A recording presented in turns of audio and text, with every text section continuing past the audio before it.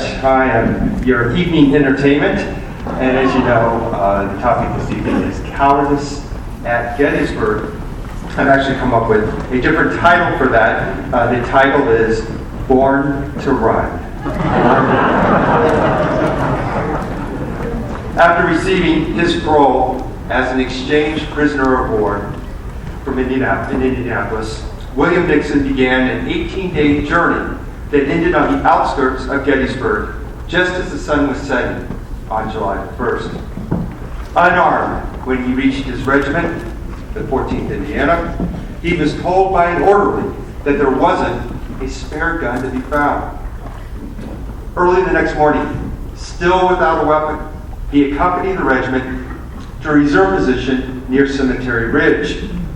A random Confederate shell occasionally exploded nearby, prompting Nixon to turn to the orderly again and ask what he should do. "I don't know," the orderly reportedly said, "but stay with the company as long as you can." The words, "as long as you can," were interpreted as a discretionary order.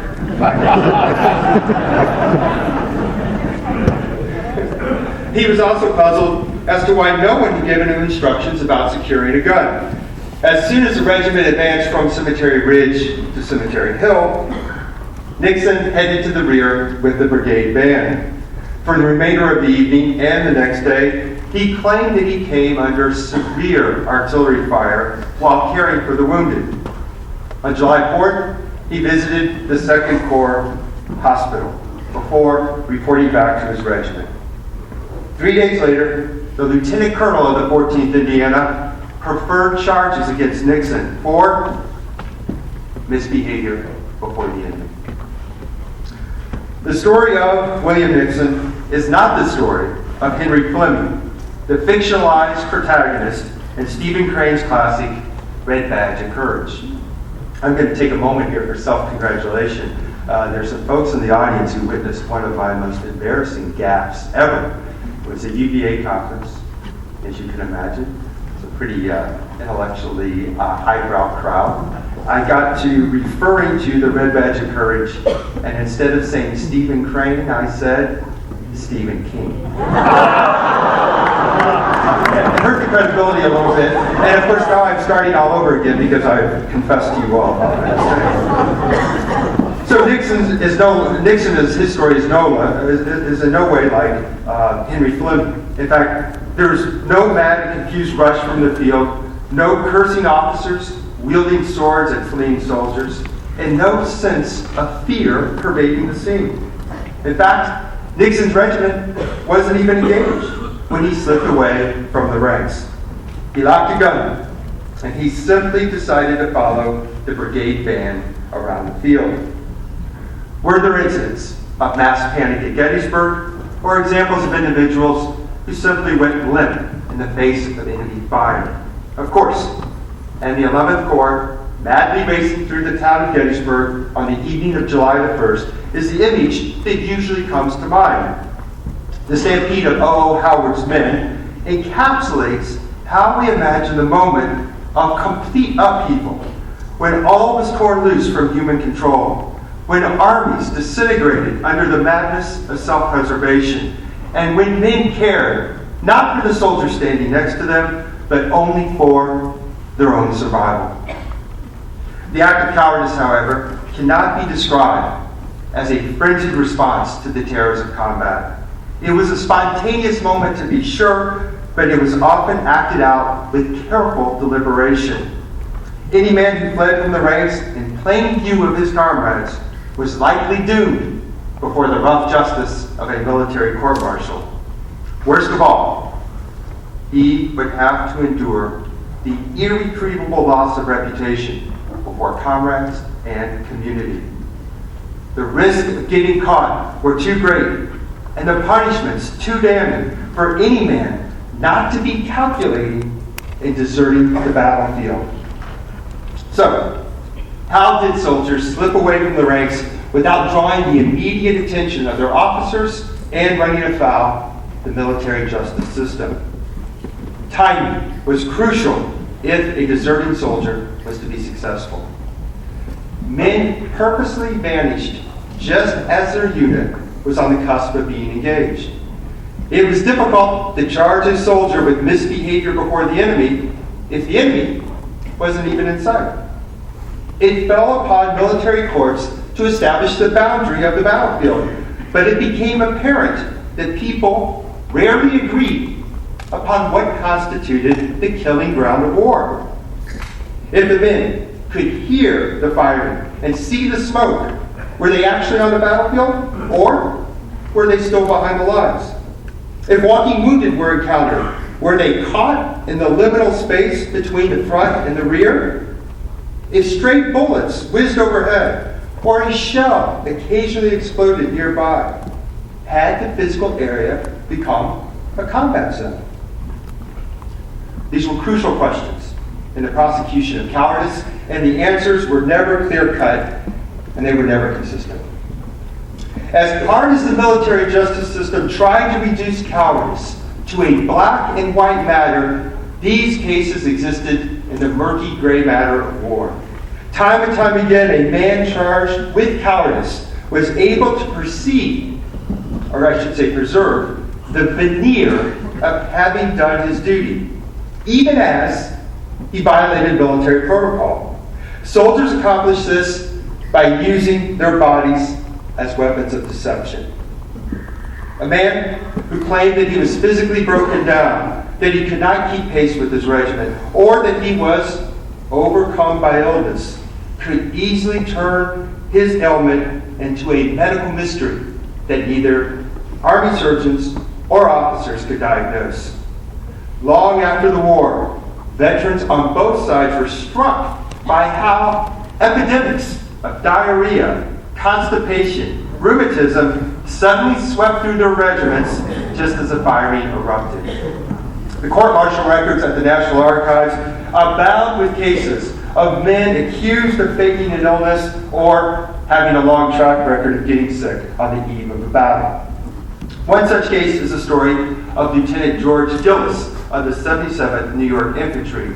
Joe Cook, who gave the question, is Joe out there? There's Joe's hand. Joe Cook has done some remarkable research on Lieutenant Gillis. The editor, whose name I will not mention, if he can get his acting here, he will take Joe's article, which will be part of an anthology entitled Cowardice at Gettysburg. Joe, among 5 other Gettysburg students, have done remarkable research in the National Archives. And this will ultimately become a book. It's been a long time in the making. Joe, though, is an expert here on Lieutenant Gillis. Gillis, of the 77th New York again, he had been under suspicion for missing the battle at Chancellorsville. At Gettysburg, he was charged with absent without leave. But Gillis claimed that he had ulcers on his legs, and that's why he was not fit for duty. For much of July 2nd, he was able to keep up with his regiment by either riding in an ambulance or riding on his horse. But suddenly, and within a few miles of Gettysburg, he disappeared while the men stopped to make coffee. During the subsequent court-martial, witnesses testified that they could see the smoke from the battlefield and hear the boom of the cannon during the coffee break. The court was clearly trying to establish that the approaching storm of battle had almost descended upon Gillis's unit. That would, in fact, prompted him to run for cover. Or maybe the storm actually had already erupted, and Gillis simply thought that he was in danger. It was the curious timing of his departure, and a long history of becoming invisible when the shooting started. That was the court's accusatory angle. But the prosecution's line of attack was blunted by a certificate of disability. After Gillis had left his unit, headed behind the lines, he encountered a surgeon. The surgeon examined him and determined that the ulcer on his leg was so severe that he could not keep up on the march. He also noted that Gillis had diarrhea. Suspicions about Gillis probably lingered amongst the court's members, but the peculiar circumstances of Gillis's departure absolutely irrelevant. The surgeon's certificate was his lifeline to innocence. In fact, soldiers on both sides considered a certificate of disability a get out from combat for free card. It is impossible to say whether this was Gillis's design, but it was certainly the scheme of many. By the time of the Battle of Gettysburg, surgeons were less generous in handing out disability certificates in an attempt to contain the sudden spike in illnesses before a battle. The invention of health problems through bodily disguise vexed Civil War doctors and officers until the end of the war. The ruses of malingerers, often called deadbeats, and I'll mention this a little bit later, but it is striking to me that the word coward was rarely employed in describing a comrade. These soldiers came up with euphemisms. So the ruses of these malingerers, they were elaborate, they were endlessly creative. Some men inserted an onion into their rectums, and an hour later, when standing at sick call, their faces were flushed and their pulse accelerated. It was common for soldiers to have brown furred tongues after chewing on a cartridge of gunpowder and then rinsing their mouths with vinegar for a few minutes. Upon examination, many surgeons mistakenly concluded that the soldier was suffering from a dysfunctional thyroid. Some men took to swallowing small pieces of tobacco to induce, of course, a predictable fit of vomiting, and that left their bodies utterly prostrate and unfit for duty.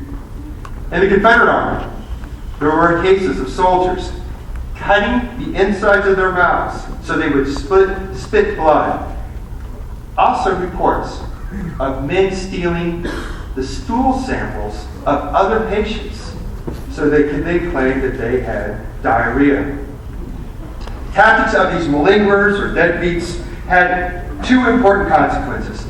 They exploited the idea that cowardice only took place in the heat of combat, and their masquerades demonstrated how difficult it would be for doctors and officers to expose shirkers. By 1861, Northerners and Southerners agreed cowardice was a choice. It was a choice that signified a crisis in morale. It was a choice that signified a loss in character. It was a choice that signified an intrinsic loss of being a man. When a soldier failed to do his duty, culpability almost always resided with the individual. Conversely, courage was seen as an indisputable statement of will, behavior, and character. Predictably, malingerers and cowards were damned. Damned as men without morals who were responsible for their own nervousness under fire. Fear simply overtook the weak, causing them not only to lose control in battle, but then to do what? To lie and deceive about their traitorous behavior. So in the wake of Fort Sumter, Civil War Americans, Northerners and Southerners, they looked to the battlefield as a commanding stage where all could watch a soldier live up to his role as a fearless warrior. When the curtains closed and the house lights came on, no soldier imagined that the act of killing needed to be interpreted. A man, he either acted with courage or he exited the stage as a coward. Combat, however, was never a morality play in which performances were perfectly scripted in favor of the courageous. All was lost in the chaos when the shooting began. Its sounds were hellish, its violence utterly disorienting, its smells sickening. Battlefield destabilized reality, making it nearly impossible for two people to agree upon what they had just witnessed or experienced.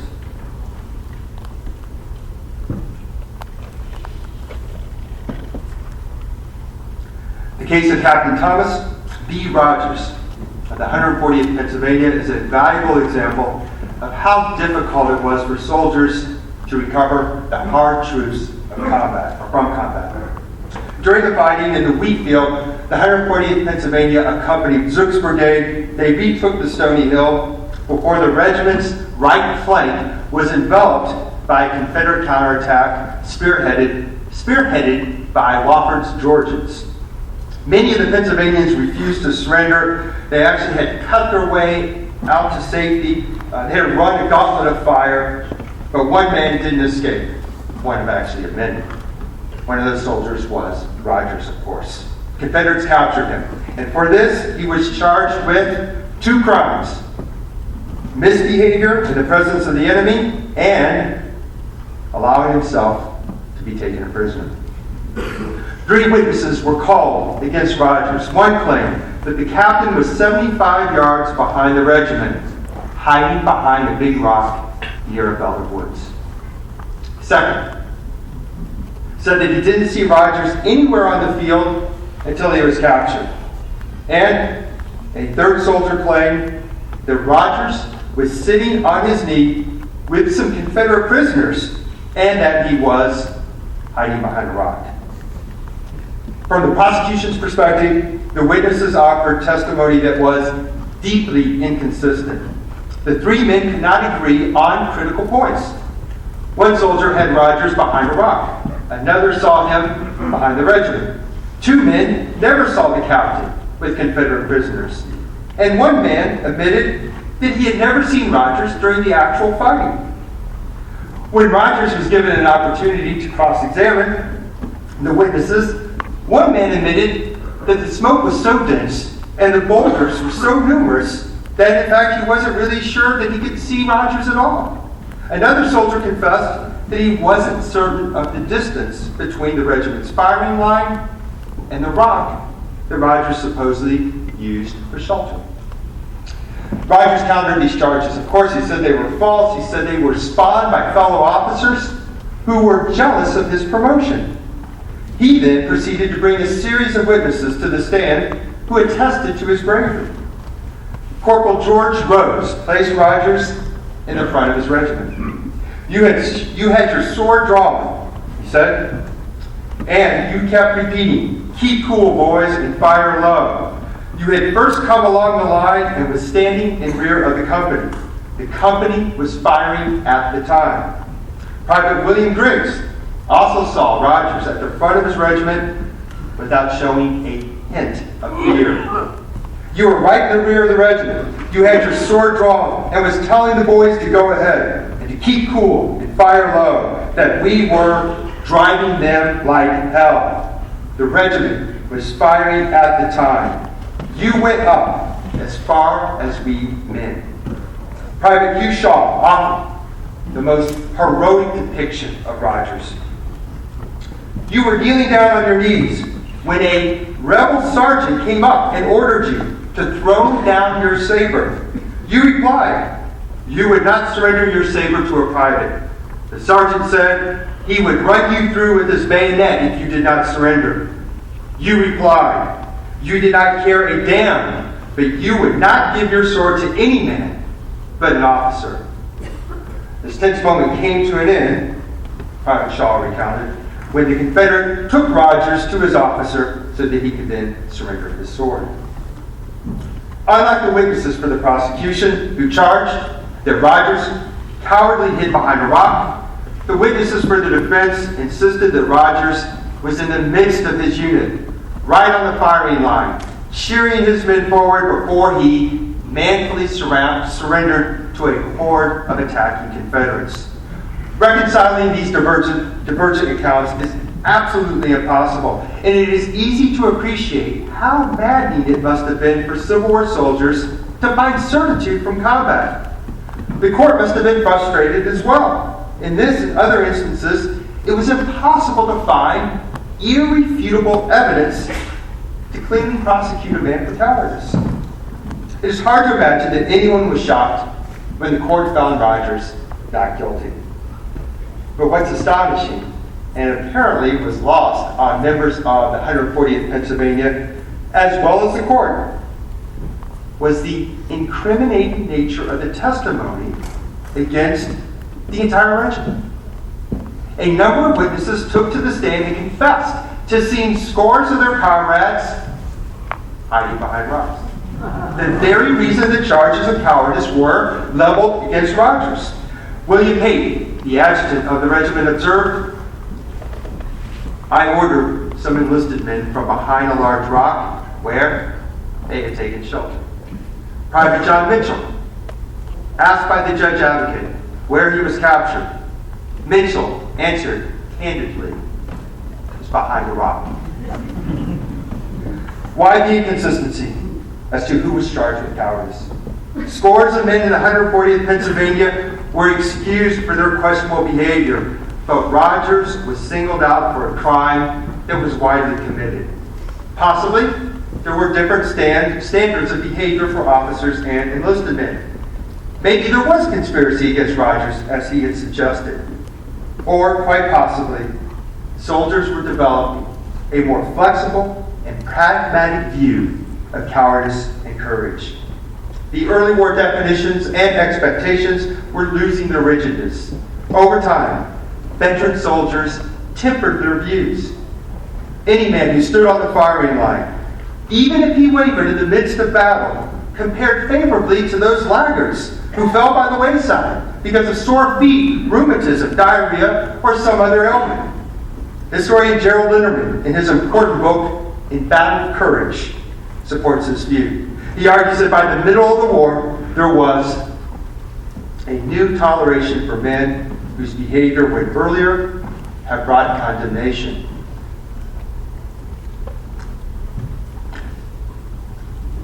As many of you know, there is a very rich literature on the common soldier.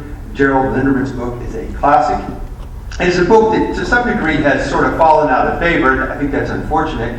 It's fallen out of favor because of James McPherson's brilliant book, For Cause and Comrade. They both have strengths. Many believe that, and I think to some degree this is correct, that McPherson wrote his book in opposition to Linderman. What Linderman found was a hardening process amongst veterans, a hardening process that allowed them to endure the horrors of war, but it was a hardening process in which they paid a very steep price. It allowed or created kind of an emotional estrangement with the people back home. What McPherson found in For Cause and Comrade, and I'll say these books slowly for you again. I know we have a few book buyers out in the audience. Get Gerald Linderman, In Battle Courage, James McPherson, For Cause and Comrade. McPherson found that these soldiers were highly ideological, and despite the horrors of the war and the suffering that they endured, that those ideas ultimately prevailed and continued to sustain and carry these men to the very end. Both of these books, I believe, you can reconcile them, and it's maybe something we want to talk about. One last book. It's a very important one. It is often, though, not on the shelf of even the most seasoned Civil War buff, and it is a book entitled, it's an awkward title, Shook Over Hell. Shook Over Hell. It's by, I'm screwing my title here, Adam Dean. No, that's not right. Eric Dean. Eric Dean, there you go, thank you. Eric Dean Jr., I got the junior right, it is a junior, I believe. Eric Dean Jr., Shook Over Hell. It's a comparison of Civil War soldiers to Vietnam veterans. It's very provocative, obviously just with the issue of post-traumatic stress syndrome. For Eric Dean, his argument is that Civil War soldiers in the end did not conquer the battlefield. They had a very ambivalent view of what they had gone through. Those three books, if you're interested in this subject, I think are all must-reads. Gerald Linderman, James McPherson, Eric Dean Jr., something you want to take a look at. So by Gettysburg, veterans came to recognize that soldiers rarely behaved with any consistency under fire. At one moment, a man was a dependable fighter, and then an instant later, that same same soldier was shaky, hesitant, and desperate to disappear from the front. A veteran of the 83rd Pennsylvania, as most of you probably know, is right next to the 20th Maine on Little Round Top. Let it be known that I have made the first reference at this conference to the 20th Maine in Joshua. This is a great regimental that was done in 1865 by Amos Judson. Regimentals don't do much for me, although I know that they're a rich source. Brian Jordan, who is in the back there, is finishing his PhD at Yale under David Blight, is using them extensively in his new book on the veteran experience. So it does have some value. Judson's regimental of the 83rd is quite good, and this is what he wrote. In 1865 again, I have seen men fight well one day and give evidences of timidity the next. But these fluctuations in his courage are merely temporary. As men came to appreciate that courage did not come from a bottomless well, some men showed more sympathy for comrades who wavered in battle. In some cases, empathy was even extended to men whose actions were indisputably cowardly.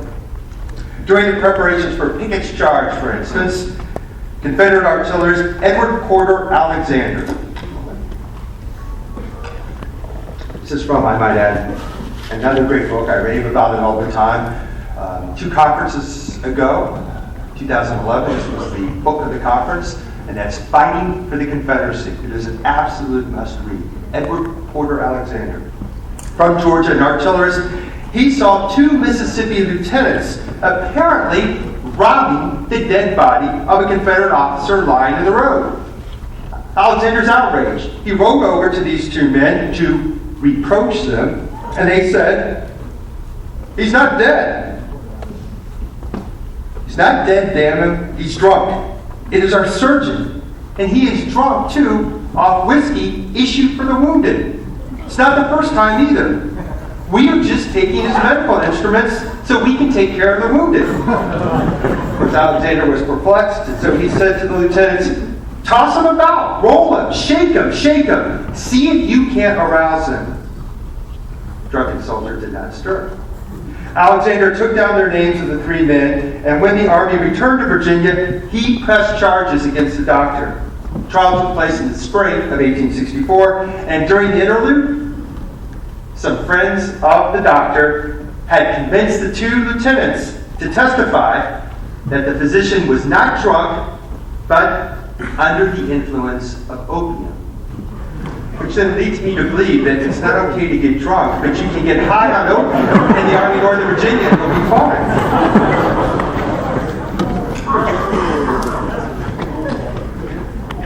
In spite of Alexander's testimony, the court was divided and the doctor was acquitted. It is hardly shocking that the doctor's connections got him exonerated, but what is surprising, Alexander's reaction to the verdict. "I am very grateful for the result," he wrote after the war, "because I had perhaps too much youthful indignation at a crime to which I never had any personal inclination, and I had made the charges too severe." Alexander's regret was not just the musings of an older and wiser man who had found the liberating spirit of moderation. His self-criticisms also suggest that some came to question the very basis of cowardice, or at least to sympathize with those who broke down in battle. But there were limits to empathy. And the boundary, despite that it was very fluid, still had many sentinels. Established medical knowledge was a guard post manned not just by doctors, but by soldiers and officers alike. There was broad agreement that legitimate battlefield injuries were always detectable, and that they would leave a visible trace in the body. But as the war progressed, Civil War soldiers could not understand why men with spotless battlefield reputations would suddenly leave the army in disgrace in the midst of a battle. Unfortunately, only a few raised the possibility that they did not understand how combat affected the mind and body. The result was the vast majority of Civil War Americans lacked a critical angle from which to question popular understandings of cowardice. This was largely because they never relinquished the following core belief. Unless a bullet shattered a bone, or a shell fragment shredded flesh, officers and enlisted men always suspected that a man without a visible bodily injury was likely a malingerer. Having almost no understanding of the physical causes behind mental health issues, it is likely that many of these men, suspected of cowardice, were suffering lingering effects of combat. The risk here is to explain away battle fatigue with a sweeping diagnosis of post-traumatic stress disorder. In the question and answer period, we might want to discuss why PTSD is problematic as a timeless universal explanation. But from our modern perspective, it seems as if Civil War Americans were suffering from medical night blindness when it came to battlefield trauma, since the physical causes behind mental health disorders were rarely detected. In the Confederate Manual for Military Surgery, Julian Chisholm offered a typical medical perspective that denied the possibility of combat causing invisible mental scars. Being stunned by a bomb, he wrote, is a piece of good fortune to many who prefer hospital life to the exposures and privations of the field. And as long as the war lasts, there will be some who will have partially paralyzed limbs and painful spines from this cause. To be stung by a bomb and be demoralized is a condition which hospital surgeons classify among the most intractable of diseases. Now, Chisholm might seem awfully callous but in his defense of him and all medical doctors, we must remember that soldiers trying to escape battle would go to great lengths to feign a disease. In one Union regiment, there was a man who was supposedly mentally ill, and his regiment watched him closely. For hours in camp, he would sit alone with a pole and imagine himself fishing. Finally, he was granted his discharge because of his odd behavior. As he was leaving his regiment, one of his comrades yelled at him, "Bill, what did you make such a damn fool of yourself as to sit out in the sun all day pretending to be fishing?" The soldier pulled out his discharge papers and replied, "I was fishing for these papers."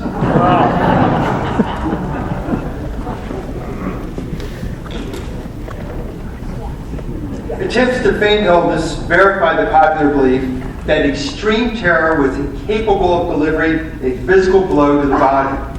Trouble sleeping, depression, excitability, general irritability, erratic heart rate, a shaky memory, throbbing headaches, a loss of hearing, and the diminishment of arm and leg strength. These were common complaints of combat veterans. Yet their ailments were typically dismissed as inventions of the mind rather than ruptures of the body. What is telling was the way that the medical and military officials always worked from the assumption that battlefield injuries were always detectable. The imperfect knowledge of trauma was reinforced by a system of military discipline that was, above all else, committed to getting every available man to the front. And brute force often carried out medical knowledge as it was practiced in both the field and in the hospital. How often Union and Confederate surgeons resorted to violence is impossible to say, but the threat of physical assault played an undeniable part of life in the Army. The possibility of torture must have filtered into the thinking of enlisted men.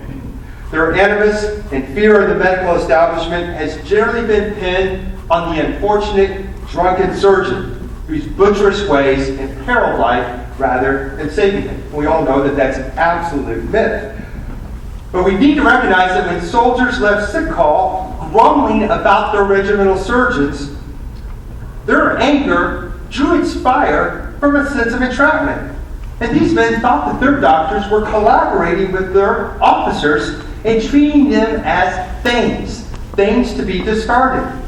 And doctors admitted that they were under tremendous pressure to execute the military's need to compress a civilian into a dutiful and docile soldier. To a military man, a Northern physician wrote, "A recruit is a piece of mechanism to be adapted to the needs of military service." How could those in the ranks not help but to see doctors as the enforcers of discipline, demanding obedience through pain? The possibility of physical torture coming at the hands of doctors was a constant threat, wielded over all men. And this sent a stern message to the rank and file that the military interest of the nation would prevail, over the health of the individual soldier. The use of electrical current, the burning of skin through cauterization, the tying and tightening of a seton stitch through a surgically open incision in the skin, and the pricking of a patient with needles were designed to either force confessions of malingering or to uncover the underlying causes of a patient's illness.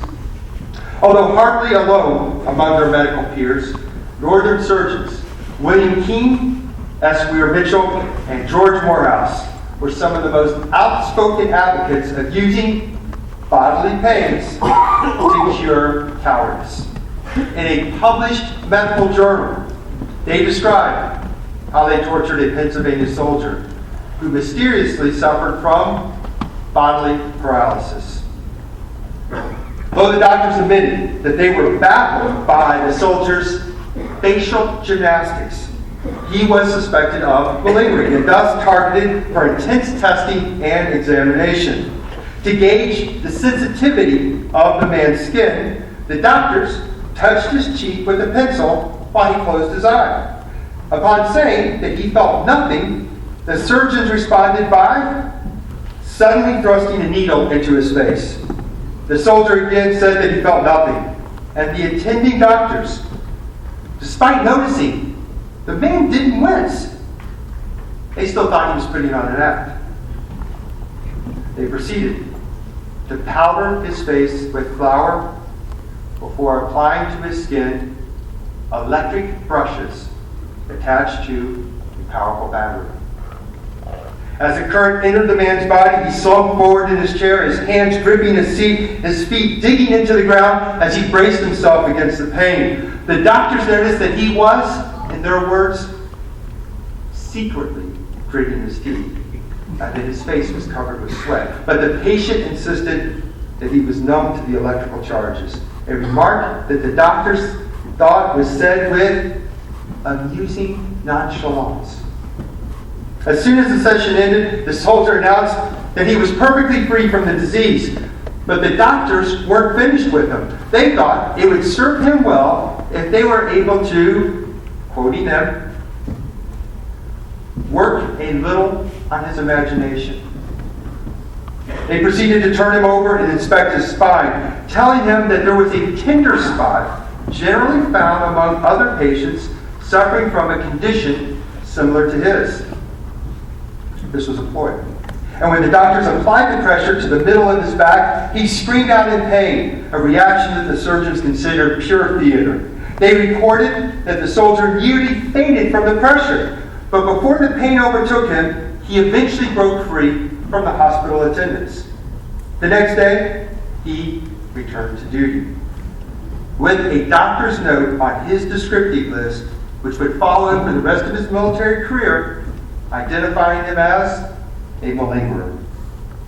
There was no acknowledgement in that notation that the soldier, by the doctor's own admission, had exhibited a curious physiological contradiction that had resulted in paralysis. Curing the patient in this and other instances was of secondary consideration to the overriding imperative of exposing his deception and restoring discipline. While scores of doctors refused to turn their hospital wards into torture chambers, the Union and Confederate medical establishments fell in line with the military's demand for discipline above all else.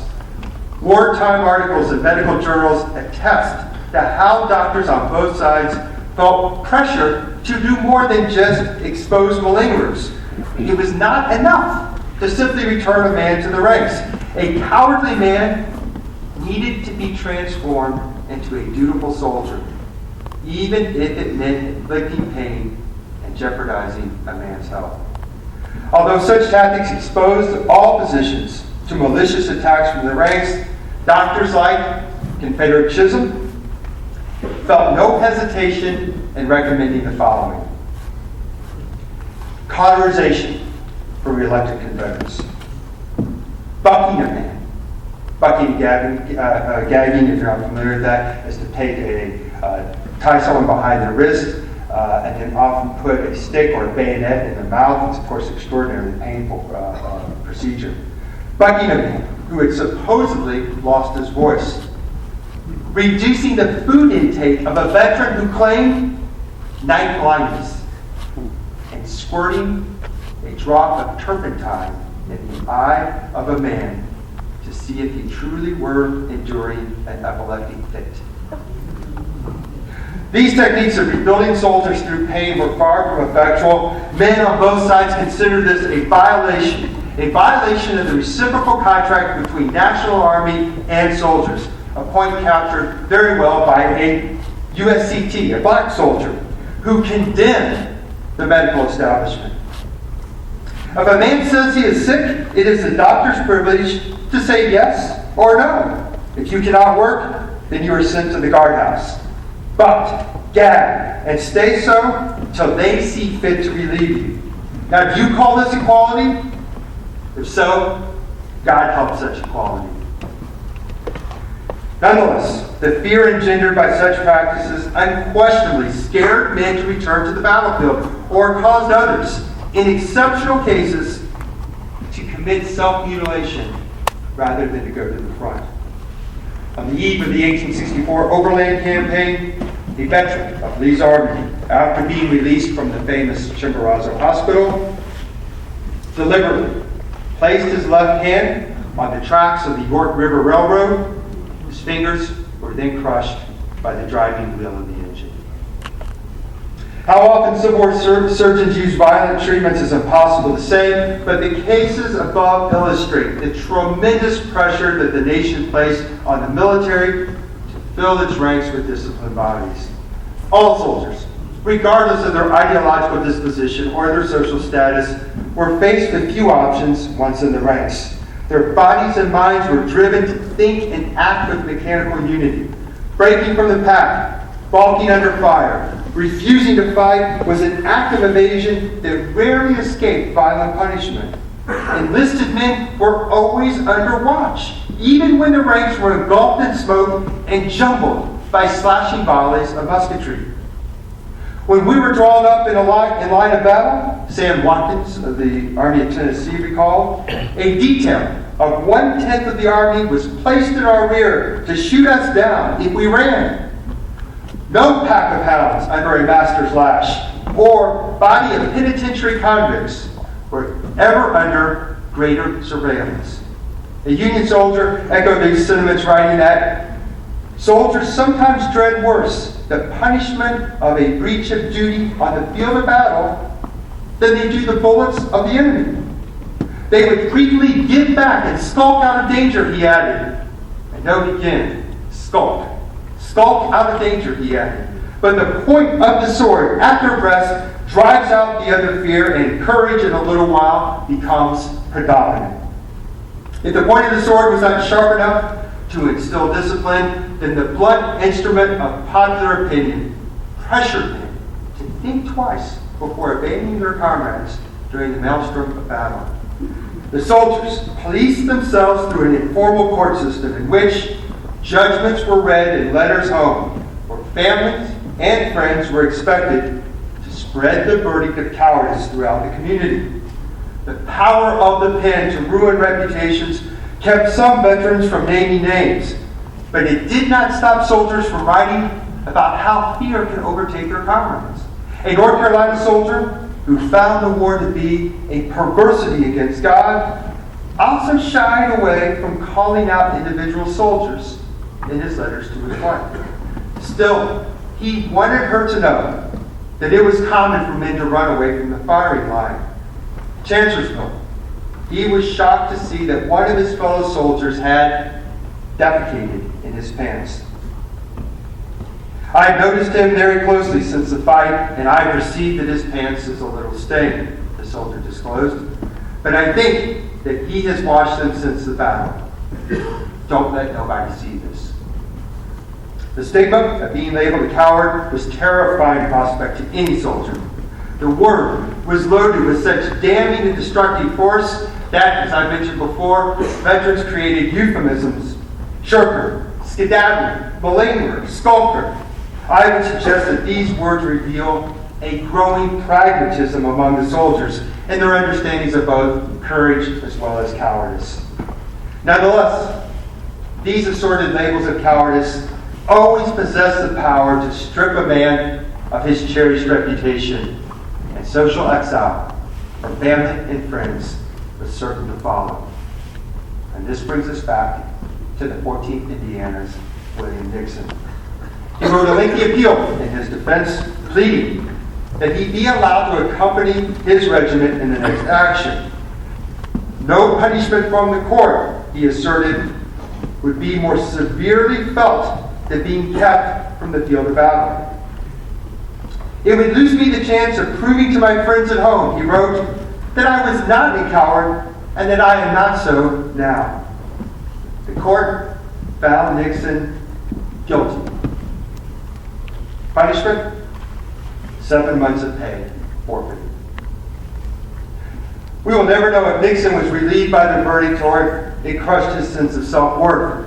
But from his case and the experience of other soldiers, we do know that the judgment of cowardice was highly subjective.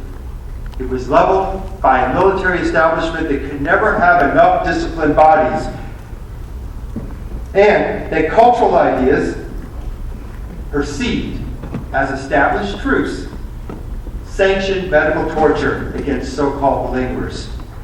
Now, rather than finger-wagging the past for its benighted cruelties, we should remind ourselves that we, like all people, are also entrapped by the very knowledge that supposedly liberates us. Part of that imprisonment comes from an inescapable past. Are we not the intellectual heirs of a Civil War belief that will behavior and character should trump fear? Why is it then that some people label the 11th Corps as cowards, but refuse to hold elements of Pickett and Pettigrew's command as culpable for the same crime? Why is it that when we tour our battlefields, we find the charge so alluring, forgetting that those massive boulders at Gettysburg are not just platforms for our statues today, but were hiding places for terrified soldiers? Questions we ask and the stories that we tell reflect deeply held values about how we want to see ourselves as Americans at war. Contemplation, not quick answers, is in order, especially during this commemorative period. And we should also pause before leveling the judgment of cowardice against a Civil War soldier whose mental state is as unknown to us as it was misunderstood by his contemporaries. As confused as Civil War Americans were about how combat affected a man's mind and body, the veterans themselves gradually recognized that willed behavior had its limits, that the body could only stand so much before morale wavered, spirit sank, and the mind cracked. Survivors of Civil War combat who could never agree on where they attacked or how far they had advanced could agree on one central point, that in every man, deep inside him, he was born to run. Thank you.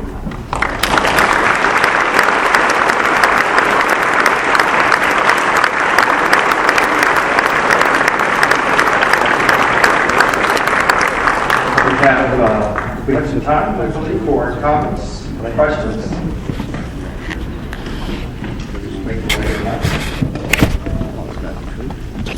Al, go ahead and start.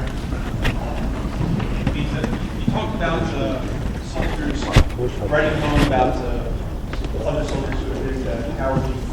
I was wondering, were there ever any cases of soldiers taking any violent retribution against their fellow soldiers who were cowardly? Because in many cases, they probably would know the man was actually killed. It depends on, of course, what you mean by violent, but certainly what was quite common and accepted were punishments of humiliation, which have some physical pain to that, as well as psychological pain. I don't remember the unit, but a soldier who was convicted of cowardice here at Gettysburg, and he was required to stand in camp with a white feather in his hat, and he had a sign that read, "I skulked at Gettysburg." Now, of course, the humiliation, of course, that's the intent there. There are plenty of other examples of the bucking and gagging. Sometimes they would tie people up by their thumbs. In the Confederate Army, there's some examples of using the whip.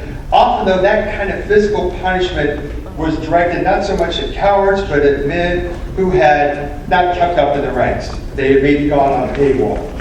That's usually when those kinds of punishments were meted out.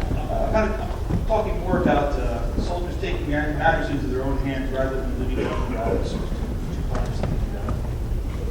Right. So that there's sort of an informal sort of kangaroo court inside the units. I think it's a great question. It's something that we need to do more research on. And here's the point. That over time, within Civil War regiments, I think they did handle these things internally. I don't know what kind of punishments that they inflicted. But the cases that I dealt with today, they made it to the general court-martial, which means that they were not resolved within the regiment. Unfortunately, on the Union and Confederate side, those regimental records are very sketchy when it comes to that. But I think it is something that if we were to dig deeper, especially in the National Archives, that we would find in regimental order books how these soldiers started to create their own sense of justice. And some of these punishments that they could have handed out could very well have been violent to some degree. Steve Nathan, Syracuse. In subsequent research, any estimates of what percent of people may have been PTSD and what percent were belligerent?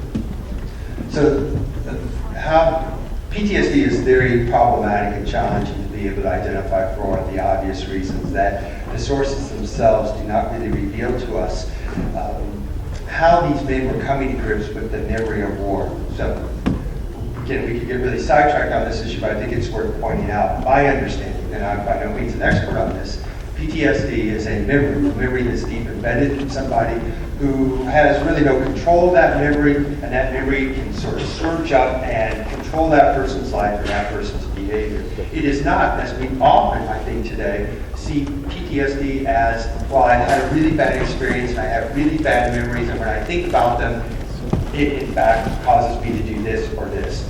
PTSD is a memory that you cannot control, that overwhelms you.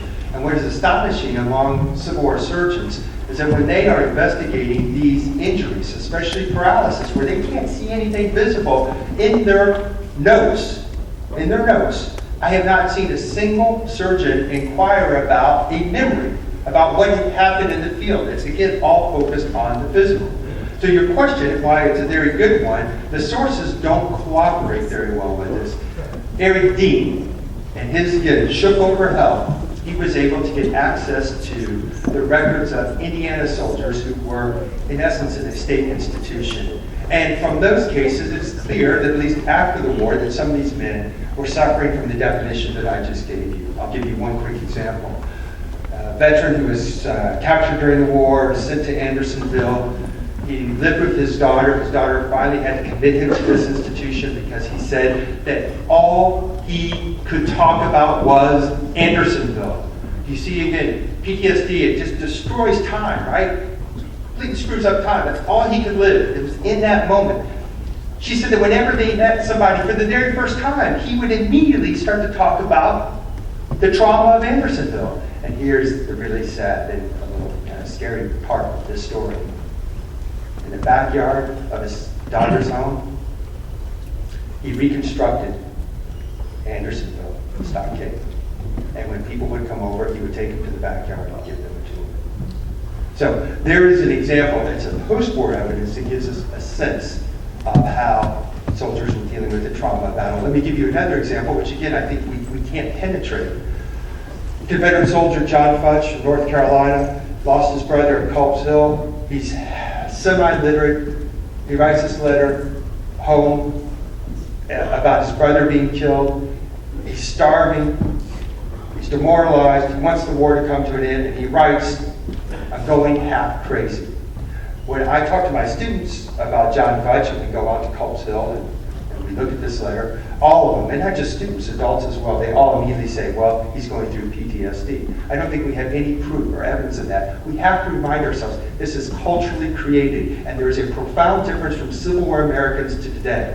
Civil War Americans believed that you could find your true self through suffering, through pain.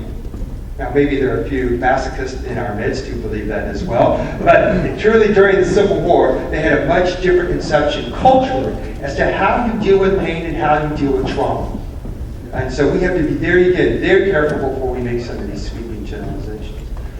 I'm going to keep going with the questions, but I'm looking at my staff. He's got to remind me when we're getting close. Okay? Are we close? Are we past the time? 2 more. Go ahead. Thank you, Professor. Yeah. Great talk. Speed. My name is James Sullivan. I'm the 66 Illinois Western Sharpshooters in the Illinois Adjutant General Truckers. And this was a 41-month regiment with a very good record. But they did have desertion problems, especially in the early war. And in the soldier letters, the soldiers were often very critical and named names about people that they felt were shirkers. What I thought was interesting was also in the regimental records are the forms submitted to the Department of War after the war to get the charges of desertions removed from the records of soldiers who had deserted, and they were almost always successful. And I think that was because they required testimony from other members of the regiment to vouch for these guys who had deserted, but they are now having their desertions vacated so they can become honorable soldiers again. Do you think this is a result of that process you talked about later in the war where the standards that men would hold each other to changed as they went through more and more combat? Yeah, I think you're spot on. And obviously there's some practical issues here as well as trying to secure a pension, and of course you're going to maybe speak for your buddy and maybe misremember the past a little bit, but to ensure that your buddy's family and himself, that they are taken care of well with the government pension. So I think you're spot on. There's a gradual softening of attitudes toward cowardice. Hello, my name is Mary Noble. I'm from Minneapolis. And my question may or may not be germane to what you're talking about, but you kind of started to allude to this, and that is culturally, what was the attitude at that time about suicide? You know, we have such a problem now with soldiers committing suicide. I'm wondering back then, was that seen as an escape or an outlet? Was. There's been some work that's been done on this issue, and there's a book in process by a scholar at SUNY Binghamton who's working on suicide during the Civil War. And of course, it was something that was beyond the pale. Men don't write about it very often. I don't see it as something that occurred in significant numbers. But certainly it did happen. But the source material is very, very limited. Again, I would suggest that this has something about cultural attitudes, about what it means to be a man, how you endure this kind of hardship and this kind of violence. They see this as an opportunity to prove oneself, and of course taking that step was something that for many was just beyond. Could we do one more? No? We need to keep going? We need to go, right? So sorry, since I have the podium here, and I'm not going to relinquish it quite yet, I'd like to introduce to you all someone who's actually another behind-the-scenes person, 3 of them actually. My wife, Beth, if she could stay. She's going to be unhappy with me